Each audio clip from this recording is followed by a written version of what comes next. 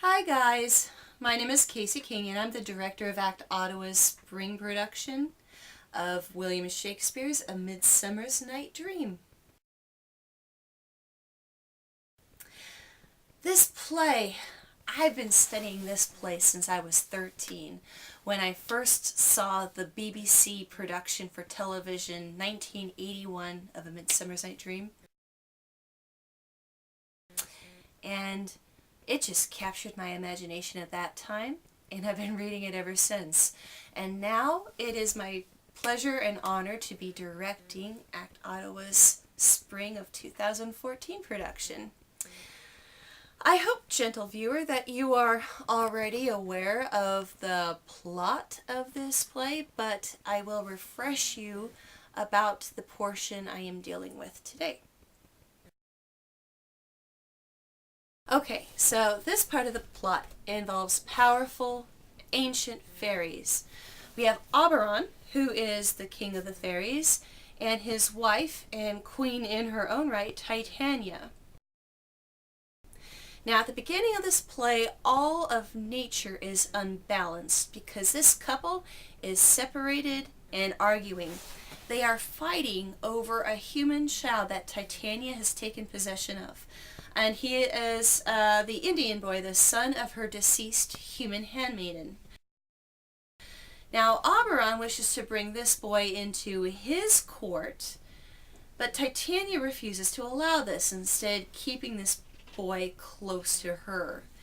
This leads to fights that absolutely shift what nature is doing. We have storms and flooding, and we got summer blizzards and heat waves in winter, because it is not a small thing when these powerful fairies argue. Okay, so to win this fight, Oberon sneaks up on Titania when she's sleeping, and he drugs her with the juice of the Cupid's flower.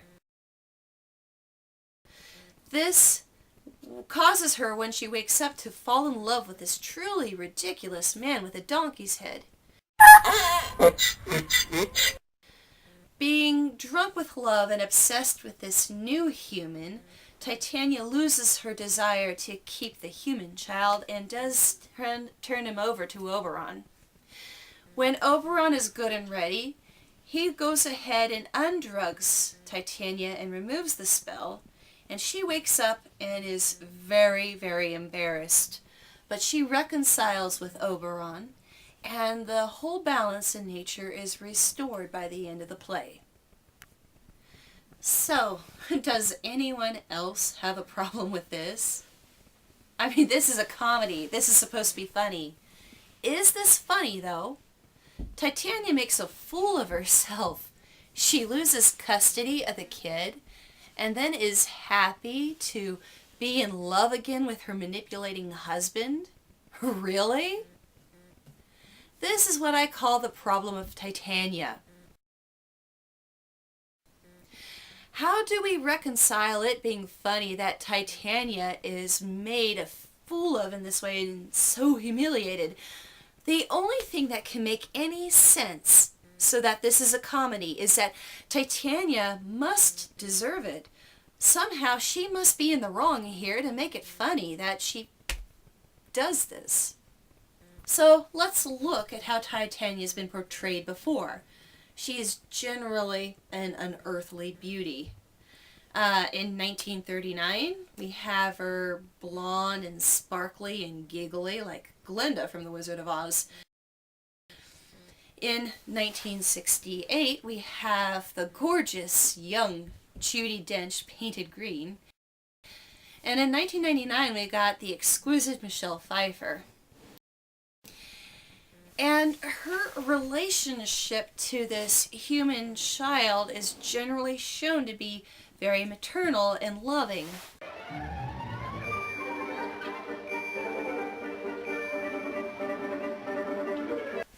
But let's think for a minute about how Shakespeare's audience thought about fairy creatures.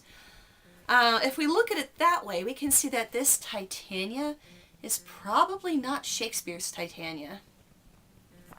You'll see what I mean if we just go to another Shakespeare play to remember that fairies were once considered very dangerous. In the last act of The Merry Wives of Windsor, another comedy by Shakespeare, we have Falstaff being tormented and teased by the fairy queen in her court.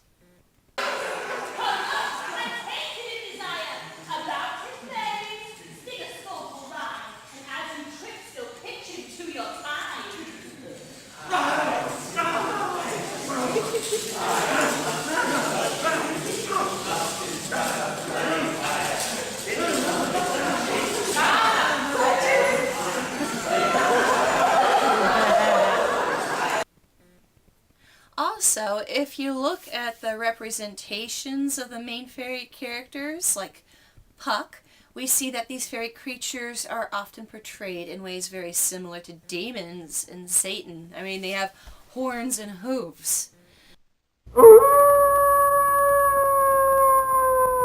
Now, fairies are so dangerous that they'll even come by and steal your baby if you leave it unattended. That's how we get the legend of the changeling child, and that's how Titania picked up this Indian boy. So, it seems that we, in our culture, have forgotten how dangerous and mean fairies were. And so, should Titania be motherly? We as the audience must not be left with the impression that this human child would be better off with her. I mean, the play, at the beginning, you have all of nature unbalanced. This relationship cannot be anything so nurturing and natural as a maternal relationship. So we have to rethink that. What if the relationship of Titania to this human boy were not maternal, but toxic instead? What if Titania were keeping this child for spite? I mean, he did kill his mother in childbirth, after all, the handmaiden. Perhaps Titania blames him for the loss of her friend. Okay, so if this kid were better off with Oberon, if Titania were not all goodness and beauty and light, then we can be free to laugh at her when she attempts to seduce a were-donkey. So, that is a solution to the problem of Titania. I think it'll make for a more interesting play to watch. So look for it this spring. We will have performances at Ottawa University's Larry Peters Auditorium. We'll have them at 7 o'clock on May 23rd and 24th and 30th and 31st. And we will have a matinee on Sunday, May 25th at 3 o'clock. We will also perform this in a Shakespeare in the Park at Forest Park, Ottawa at 3 o'clock on Sunday, June the 1st. So please, like us on Facebook for updates, keep following our channel on YouTube, and we will see you this spring.